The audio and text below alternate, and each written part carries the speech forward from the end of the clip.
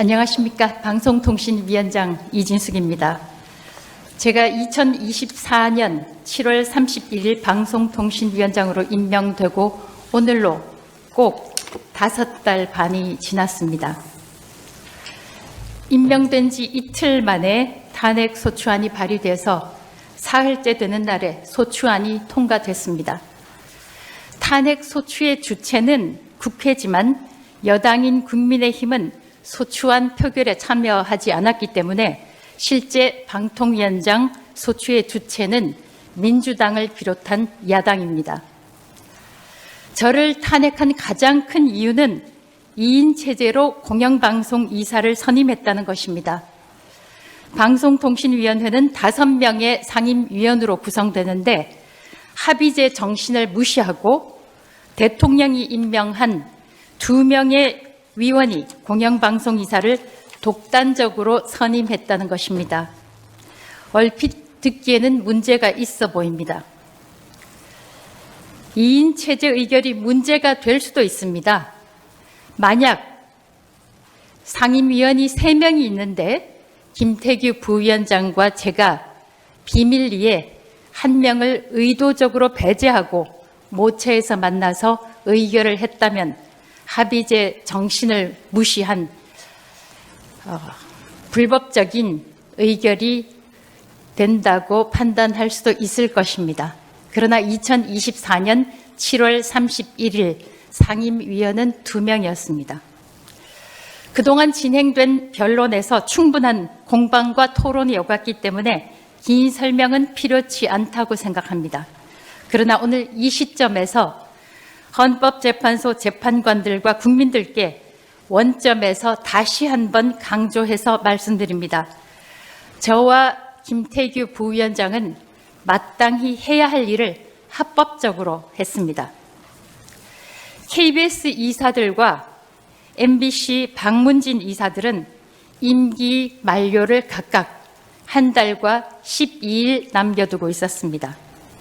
이런 상황에서 후임 이사들을 선임하는 것은 저희 위원회의 의무였습니다. 그리고 이미 그 전 위원회 때부터 계속되어 온 절차였습니다. 가령 어느 기업에서 신입 사원 선발 절차가 진행되고 있다고 칩시다. 그런데 그 회사 사정으로 대표 이사가 바뀌었다고 한다면 신입 사원 선발 절차가 중단돼야 하는지 묻고 싶습니다. 공영방송 이사회 구성도 공적인 약속입니다. 임기가 끝나면 새로 이사회를 구성해야 합니다. 그런데 야당은 위원이 2명밖에 안 되니 새로운 이사회 구성을 하지 말라고 합니다.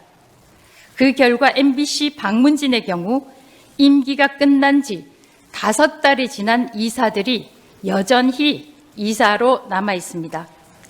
새로 선임된 박문진 이사들은 아직 취임도 못하고 있습니다. 야당은 임기가 끝난 이사들의 이익이 새로 선임된 이사들의 이익보다 더 중요하다고 말하고 있습니다.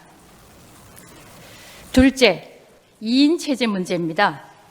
수차례 지적됐지만 오늘날 박문진 2인 체제는 야당, 특히 민주당이 만든 것입니다. 2023년 8월 이후 1년 반, 17개월이 지나도록 민주당은 방통위원 추천을 하지 않고 있습니다. 추천은 하지 않고 계속해서 2인 체제가 불법이라며 문제를 삼아왔습니다. 이런 사태 때문에 방송통신위원회법을 만든 분들이 의사 정족수를 따로 정하지 않고 의결 정족수만 2명으로 정했다는 것을 제 경험으로 알게 됐습니다. 국회에서 어깃장을 놓고 추천을 하지 않으면 대통령이 임명하는 2명만으로도 위원회가 최소한의 업무를 할 수 있도록 해야 한다는 것을 입법자들이 진작 알았지 않나 추정을 해봅니다. 방송사 재허가, 재승인의 문제, 해외 거대 기업들에 대한 과징금 문제 같은 이슈들을 해결할 수 있도록 말입니다. 현재 MBC와 KBS 등 주요 공영방송사 채널들이 무허가 방송을 하고 있고 수백억 원에 이르는 해외 기업들에 대한 과징금 부과도 하지 못하고 있습니다. 무허가 방송도 상관없고 수백억 원 과징금 부과를 하지 못해도 상관없다. 특정 방송을 현재대로 유지하기만 하면 된다. 이것이 민주당이 원하는 것인지 묻고 싶습니다. 민주당은 계속해서 2인 체제가 불법적이라고만 주장했지만 방통위원 추천은 하지 않고 있습니다. 오히려 방통위원 수를 계속 줄이기만 했습니다. 이동관 위원장도 탄핵하려 했습니다. 김홍일 위원장도 탄핵하려 했습니다. 심지어 법까지 바꿔서 이상인 부위원장까지 탄핵하려 했습니다. 민주당 추천 방통위원을 보강해서 5인 체제를 만들려고 하는 대신 끊임없이 마이너스 방통위원회를 만들려고 했습니다. 완전체인 5인 체제는커녕 2인 체제도 모자라서 끊임없이 1인 체제를 만들려고 했고 그 결과 지금 방통위원회는 아무것도 하지 못하고 있는 1인 체제가 됐습니다. 그러니까 민주당이 원했던 것은 5인 체제가 아니라 1인 체제였다. 저는 그렇게 생각합니다. 방통위원회가 정상적으로 일을 하기보다 방통위원회가 마비되는 사태를 원했다고밖에 생각할 수 없습니다. 우리나라 기술개발자들이 손해를 보고 해외 거대 기업들이 수백억 원의 이익을 가져가도 상관이 없다는 것인지, 방송사들이 무허가 방송을 해도 상관이 없다는 것인지 묻고 싶습니다. 2인 체제가 불법이라고 한다면 민주당은 진작 그 불법 사태를 해소하기 위해 민주당 목 방통위원을 추천해야 했습니다. 국민의힘은 진작 국회목 1명을 추천했지만 민주당이 추천을 거부하는 바람에 2인 체제는 계속 유지되어 왔습니다. 2인 체제는 합법적이지만 민주당 주장대로 문제가 있다면 그 문제는 민주당이 창조한 것입니다. 재판관들께서는 제가 무슨 말을 하는지 잘 아실 겁니다.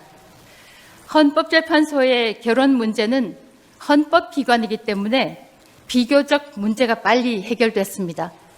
저는 결혼이 보강이 됐을 때 헌법재판관님들이 굉장히 개인적으로 부러웠습니다.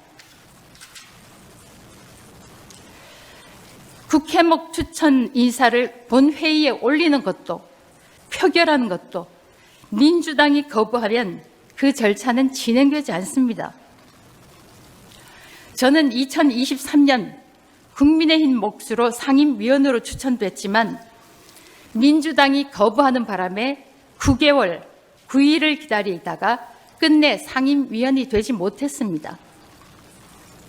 국민의힘은 과반수 의석이 되지 않기 때문에 본회의 표결을 요하는 어떤 인사도 개입을 하지 못합니다. 그러니까 방통위 2인 체제의 책임은 오롯이 민주당에 있다는 말입니다. 민주당은 2인 체제의 문제점을 보완하겠다며 방통위 법안을 제출했습니다. 의사 정족수를 3인으로 규정하는 것입니다. 이 자체가 현재 2인 체제는 법적으로 문제가 없다는 뜻입니다.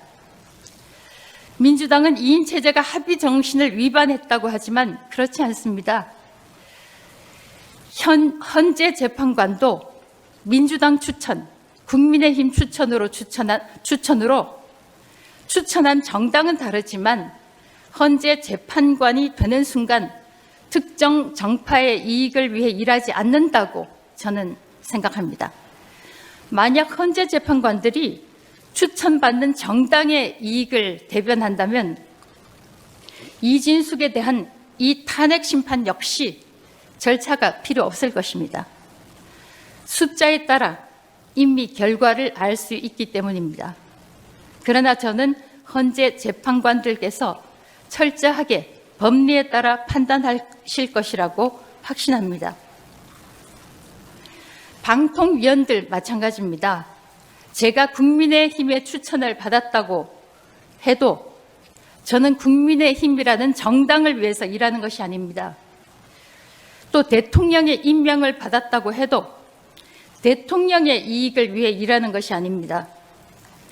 대통령이 대한민국 전체 국민의 대통령이듯이 방통위원 역시 대한민국 국민들의 이익을 위해서 정책을 결정할 것이요, 규제의 기준 역시 대한민국과 대한민국 국민이 될 것입니다. 나라가 많이 혼란스럽습니다. 그럴수록 언론, 방송의 역할이 중요합니다. 제가 업무로 돌아가서 제 직무를 수행할 수 있도록 재판관 여러분들께서 도와주십시오. 대한민국을 위해서 일할 수 있도록 도와주십시오. 오직 헌법에 따라 현명한 판단을 신속하게 내려주실 것을 간곡히 요청드립니다. 감사합니다.